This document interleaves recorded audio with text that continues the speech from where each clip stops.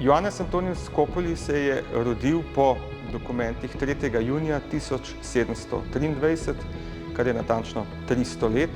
No, po cesarskem dekretu pa je bil poslan v službo kot zdravnik v Idrijo, je pa Scopoli utemeljitelj in začetnik ali celo pionir sodobne naravoslovne znanosti v Sloveniji. In tako kot so Švedi oziroma Skandinavci ponosni na svojega Linneja, tako kot so Angleži ponosni na svojega Darwina, tako smo lahko tudi mi ponosni na našega Scopolija.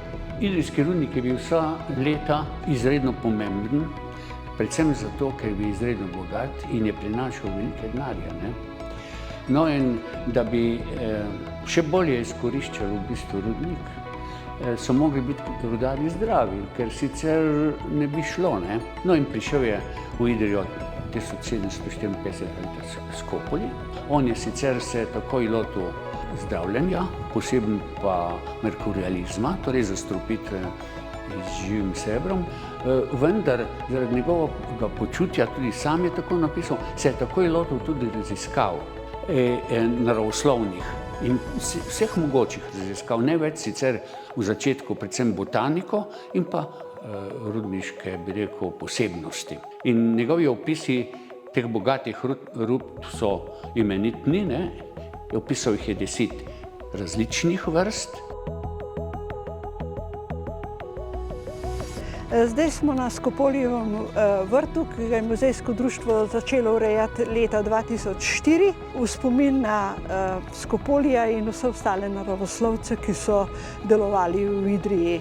Ampak osnova vrta so pa te Scopolijeve rastline. Teh imamo približno 20.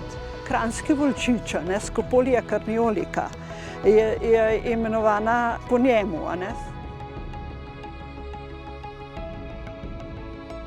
V tem svojem idrijskem obdobju je Scopoli poleg tega, da je bil zdravnik, raziskoval vsa področja znanosti, kot so recimo botanika, zoologija, mineralogija, geologija in še kaj.